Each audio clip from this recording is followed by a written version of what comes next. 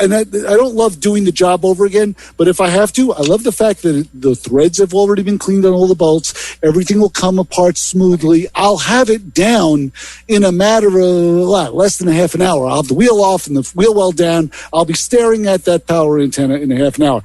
Now, the thing that, of course, we put on top of this is that it's 20 blanking degrees out there. I don't work like you do, sir. I don't have a gentleman's shop that's heated and I could put things on lifts and stuff. No, I'm still on the cement. Thank you very much. And it's always a pain. I'm still in the process of dressing to go out there to work on a car in 20-degree weather, which getting too old to do. Hey, you know what? Just as an aside, my wife had bought me a few years ago a few pair of pants. I think one is made by Dickies. The other one is made by another popular, outdoor pants. They're denim pants, but they're fleece lined. Ooh. And they're really nice for working outside or in a cold environment because they have that fleece lining. Nice. Just a thought I'll throw out there. Keep you warm and cozy, young man. Very nice. Ooh. And what's the name of the pants again? I know that Dickies is one brand, which is a popular outdoor brand. I can't remember the brand of the other one she bought me. It's another popular, it wasn't Carhartt, but it was another popular brand of working gear. Mm-hmm. It wasn't working wear. It was a name like, it was like Dickies. Or, I don't know. So they do sell those. I think one pair she even got in Sears at the time. But wow. Sears no less. They really work well. They really work well. But do you want to? Let's try it. I see it's coming through. Let's see if let's give it a shot. Let's go to the phones at our alternate number 516-256-9510 and hear how this sounds and compare the two and say hi. You're on with the Motor Mouths. Hey, Chris, Ray, it's Glenn. Hi, Glenn. Hey, how are you? What's happening? How you been? Just. I'm busy, no time, all of the above. But I see you're still buying car parts. You bet. Tell us. I got a few things. What'd you get? I got springs for my Camaro. And springs I just was looking, I went and bought, I'm getting rid of the old, I guess, what would you call them? Traction bars underneath? Yes. Yeah. So I went and bought the spring, the perch mount, I guess you call it. And it goes where the shock attaches. Right. Okay. Leaf with the leaf springs. Yeah, it's the leaf spring bolts, yeah. Right. Okay. But the kit, you're talking about bolts and things. The kit from Hotchkiss has all the bolts in it. I was like, this great big bag of bolts. I'm like, that's awesome. Shouldn't have to go source anything. Right. But now you got to go rummage through all these bolts now, right? You got to throw the bolts in like a pail. Bag of hardware. Right. To put it all back together. But one thing I like to do, you mentioned about torque and having info and writing stuff down on a piece of paper or cardboard ahead of time. Oh, yeah. And do all your, I guess, let's say your homework ahead of time, surf the internet or your books or whatever else, or just say, I remember that should be this. Yes. I got to get in there and rip this apart. It's just a matter of finding time to do it. When I went to the shop yesterday and I was putting the car back together, I started saying, wait, I got a torque spec for that. And I had, John says, what do you mean? I said, yeah, I had a sheet of paper and I held up. He goes, of course you do. I'm like, well, yeah, I wrote all this stuff out last night while I had the ability to do it. Exactly. And that's the way to go. That's perfect. Print it out or I like big pieces of cardboard. Okay. And they're a little more durable. They're not going to, let's say, blow away on you and they'll kind of like slip on it. It's just a little more, you stand them up. Yeah. That makes a lot of sense, Glenn. It does. Sure. And it always got a Sharpie or 2 or 10 laying around. I'm trying to clean up and organize. Just I can't do any work. It's too cold for outside, number one. Oh, yeah. Maybe one of these days I'll start to tackle this, but I'm hoping it comes out pretty good. So you're changing the actual leaf springs as well as the hardware, correct? Yeah, I'm going to do the whole springs. Yeah. Okay. That's actually that's a job you have to really think out and do carefully because of the potential. The kinetic energy in those springs is enough to hurt you. Yes. It sure is. Well, I'm going to drop, I have to set, obviously, jack up the car to start to get everything prepared, but I have to then, I'm not taking the rear axle. I'm going to leave all of that in play. That can stay in place, yes. I do one side at a time. I loosen everything up, and I think I'll do a side at a time and start with the rear shackles. But ahead of all that, I'm going to hopefully, well, maybe even today, I'll spray some air coil on there or something to. Yeah. Hoping all the bolts come apart. That's a smart idea. The idea with that job is to have the car. Well, Camaro doesn't have a chassis; it's got a rear chassis. Have the body of the car supported with jack stands, and then let the rear hang. Yeah. You can move that rear with a floor jack as needed. Mm-hmm. That's what I'm thinking of doing, and I also put. Whenever I did it, I put frame connectors in there, subframe connectors. So I'm probably going to wind up cleaning things up, maybe painting things. But either way, talking about hardware and bolts and being ready, I just also need to have the mental readiness to do all of the above. Right. I hear you. You do have to be ready. Yes. The mental readiness is the hardest part. So. That's the hardest part. No, very true. And I just bought the other parts, and I said, well, where did they go? I already put them in the trunk, and I'm like, right. I'm not losing stuff. Oh, don't do that. That's a good idea, though. Not just misplacing it. Oh, yeah, it's a good idea to put them in the car because that's where they're ultimately going to end, and it is a very safe place to put the parts you want to install. I agree with that. Yeah. Absolutely. Yeah, so the trunk, that's where this stuff is going for now. And I got car parts in the back seat. I don't have much room, so I have to I know. Work with what I got. Glenn, are you working outside, or do you have a garage that you can... I have a one-car garage. Okay. Pretty much enough, barely for me to get around. Got it. Oh, I got it. I know how you feel. It's better than a no-car garage. No, it's true. Yes. No, it's remember back to the days in Freeport where you had the home garage. That was kind of space. You had a little bit of space in there. That was kind of nice. That was a big garage. It had a lot of had a full walk up upstairs. Not even an attic. You could put tons of things up there. Parts, interior. Right. That was I think that was a 2.5. That's where I painted the car originally. Yeah, that was big. Figured I'd do it one day and. But hey, how to get it done? Necessity's a mother. I did the majority of the restoration work on my Pontiac in my 1.5 car garage. And when you take a car apart, for one car, you need at least 3. Yes. 4 would be you need a lot of space, room, and I had area to clean things up, spray things, and yeah. Yeah, I did my TR6 in a one-car garage, and that was pretty harrowing too. You're right. But you did have a motorman's friend in that garage, so that took care of everything else. So you're okay then. Loosened up some bolts at times. Yeah. Very good. Well, Glenn, keep us up on that project. We want to hear about it as you progress. Yeah.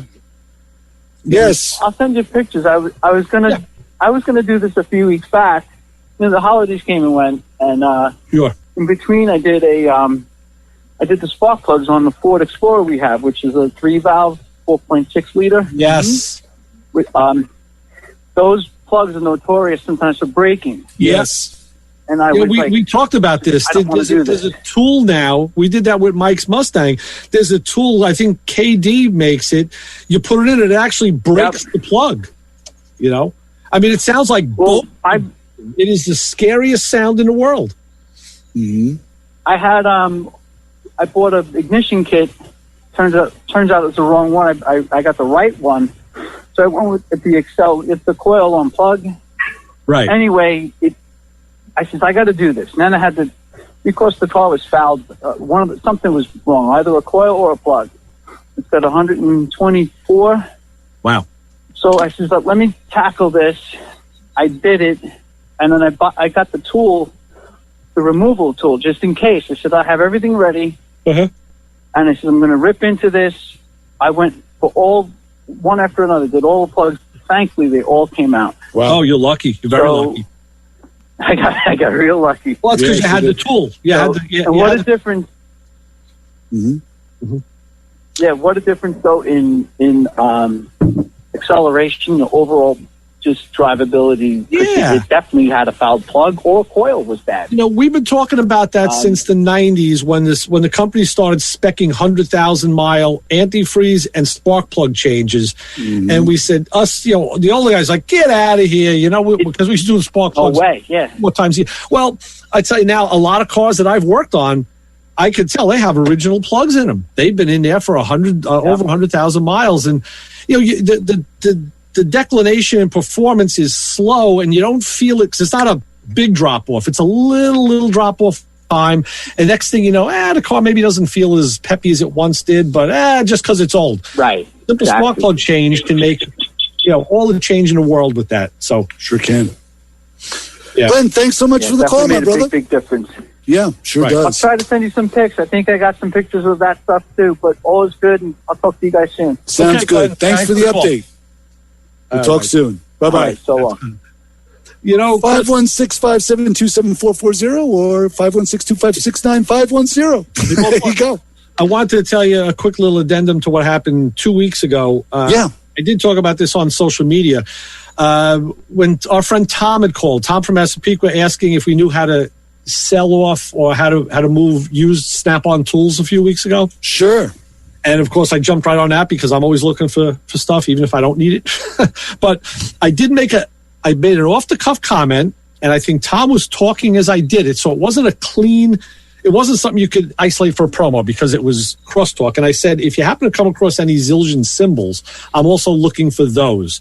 You may not have even heard me say that, right? No, I didn't even catch what you said it just now. What kind of symbols? Zildjian, which is a brand name of cymbal.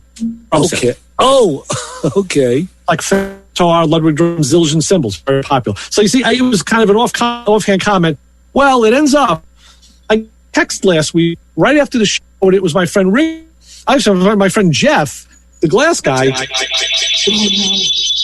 Whoa. That's cool. He was at a an flea market in Island Park, and he sends me a picture of a Zildjian cymbal. He says, "Hey, is this what you're looking for?" Right. And I was like, "How does he know? Like what?"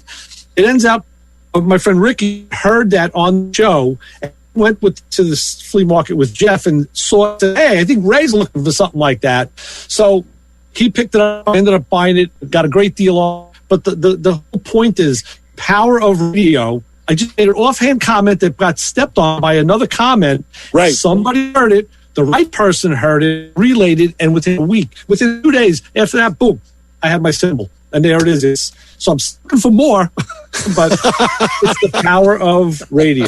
Yeah. Very true. And sometimes I marvel at the power of this program. Because there are times I'm like, are we talking to ourselves? Well, that's the thing. Rick and Jeff, these are guys I've known for, 50 years already, right. Almost 50 years of my life. And, we go way, way back. And they're still around. Of course, we don't see each other as much as we'd like to, like a lot of us with our friends. And but they're around, and we had some nice conversation. And Jeff came by and, Jeff did the glass in my car. He's done some work for Mike at the shop. Because he does auto glass, right. A lot of custom stuff. But, it's just kind of funny. Yeah, it was just kind of a nice...